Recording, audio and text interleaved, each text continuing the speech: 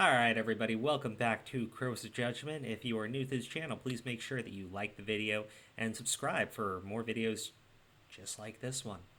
If you were watching our previous video, we were just doing some stuff about the debates I really wanted to touch up on, the reactions, the fake fact checks. This one's a little bit funnier. Uh, as you can see on the screen, did at real Donald Trump just say 545 kids they can't find their parents for came over through cartels and coyotes? How the hell does a coyote bring a whole human across the border? Lord, stop talking. You're a corporate attorney? Yes, and a damn good one. What's your point?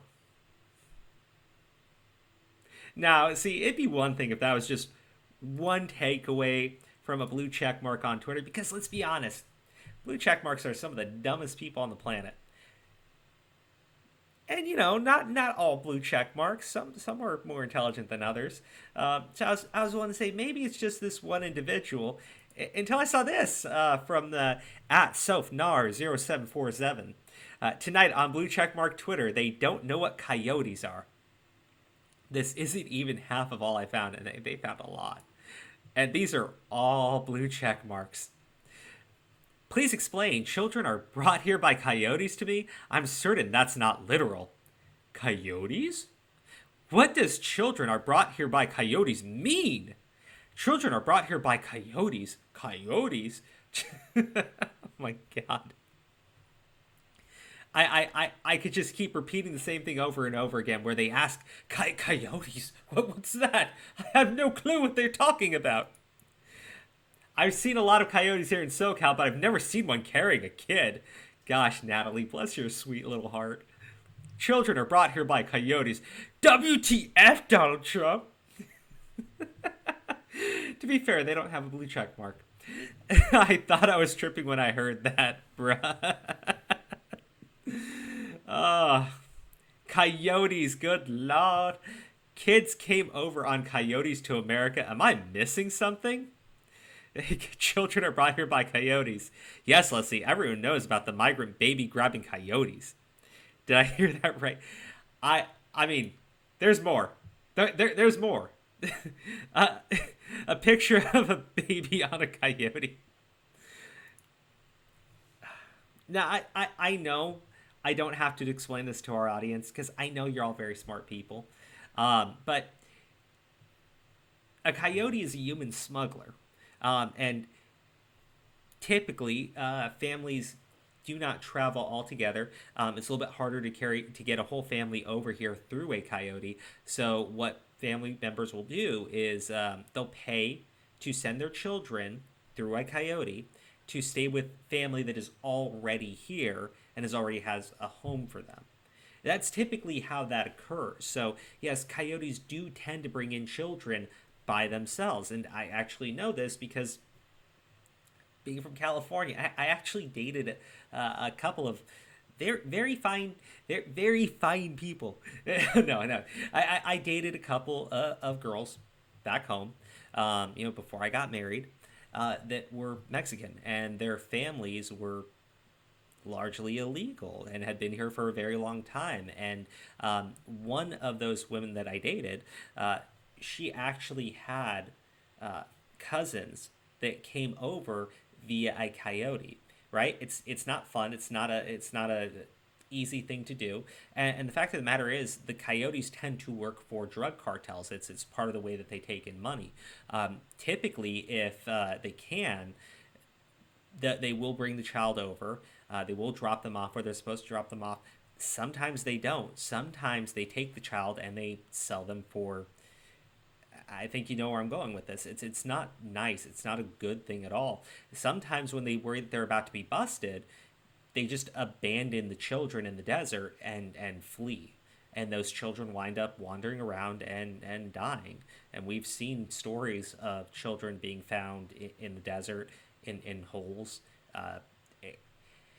Coyotes are not good people, generally. I'm sure maybe there is one bleeding heart coyote out there, but typically they are human smugglers. They do tend to work for drug cartels, and I mean, it's not uncommon for them to do very disgusting things with the children that they're supposed to be bringing over. So when Donald Trump said that coyotes bring these kids over, well, he's referring to 545 children who were quote unquote separated from their parents in U.S. custody, and when in reality they were brought in by coyotes, people that were not their family members, people that were paid to bring them over. And then, of course, when the U.S. government finds out, they don't give them back to the coyotes. And since the parents are typically back in Mexico or back in Guatemala or back in any of these other South American countries, you can't reunite them with their parents. That's why it's only 545. Now, that was the general statement. And if you don't have your head all the way up your own ass, it's pretty easy to understand what Donald Trump was saying. Unfortunately, these people all have their heads all the way up their own asses. Now, there was one Twitter account that did seem to understand what was being said, but went in totally different direction with this. David Hogg. David Hogg is a little white boy who was turned down from going to Harvard, was a little bit mocked for not getting into Harvard, threw a little bitch fit about it, and, because he is an anti Second Amendment advocate, Harvard, just went ahead and greenlit his application and probably, canceled taking in like an Asian student or something because they're known for doing that. But David Hogg, imagine calling the immigrant parents that bring their children to the United States for a better life coyotes. The level of xenophobia is sickening.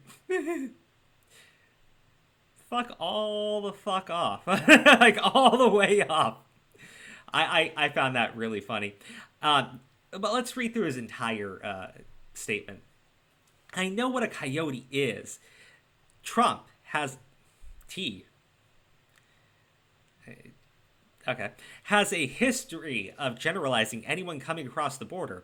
Those parents are not coyotes. The vast majority of kids come here with parents, and he's trying to lump everyone together, erase refugee status by labeling them as he did, calling them rapists. Specifically referring to MS-13, the Mexican gang that is known for their motto of rape, torture, murder. But okay. See, it's funny. He's accusing Trump of generalizing on the statement of coyotes and these children, and then goes on to generalize about how these there are sporadic examples of people arriving at the border with children who aren't their own. 545 would be a sporadic example, since we've had more illegal border crossings than that in the course of a year. I don't think he was aware of that. But then again, he's not a generally smart person. That's why Harvard had to make a special exception to get him into school. So,